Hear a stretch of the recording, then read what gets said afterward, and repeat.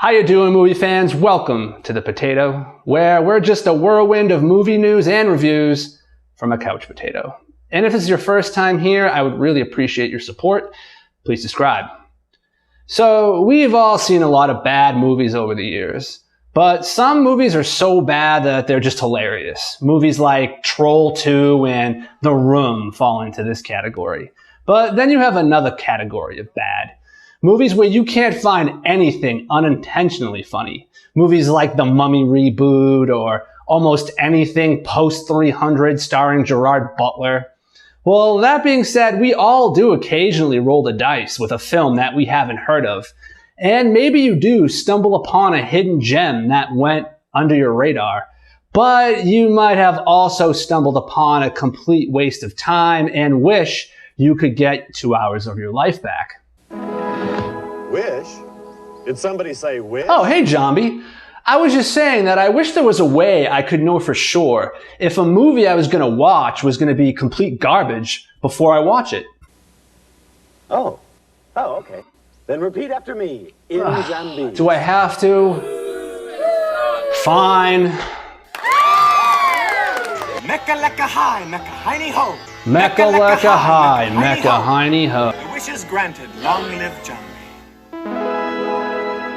Huh. I think I got it. Thanks, Jambi. I mean, there are exceptions to every rule, but generally speaking, these are some early warning signs that you're about to watch a crappy movie. Let's take a look. Number 1, you're watching a film that has verse in the title name. Unless you're a huge Godzilla fan, avoid movies that have verse in the title. Most of the time you end up with a collection of direct-to-video crap, like Asteroid vs. Earth, Hansel vs. Gretel, or Abraham Lincoln vs. Zombies. You do have the occasional film that actually had a theatrical release, but those generally suck too. X vs. Sever, and I'm still angry about how cheesy the stupid Pred Alien from Alien vs. Predator Requiem turned out. I think DC knew this too, and that's why they tried to get around it by calling it Batman v Superman instead of verse. But you can't fool me, it's verse, and it sucked. Number 2, you're watching a film starring a very recognizable actor on a streaming service, but you've never heard of the film. This rule has changed a bit since streaming services have started to produce their own content. That's a little different. I'm talking about a film that was produced by another production company, then it somehow found its way to Netflix or other streaming services. Yeah, I'm looking in your direction, Nicolas Cage and Bruce Willis. Films like this are usually intended to be the direct-to-video variety, but they were able to cast a known actor who needs to pay their bills. Avoid these cash grab films that are hoping you take the bait.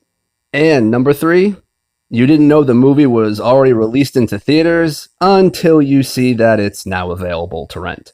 It's all happened to us before. Maybe you hear about an upcoming film in development that piques your interest. Then life goes on and you forget about it, and one day you see a quick promotion for it advertising that it's now on demand or available on Blu-ray, and it hits you that you don't even remember it being released into theaters in the first place.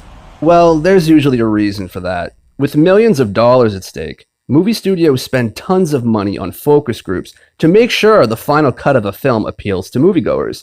If that reaction isn't good, rather than invest more money into something that will fail, they cut back on the advertising and number of screens that it's released on.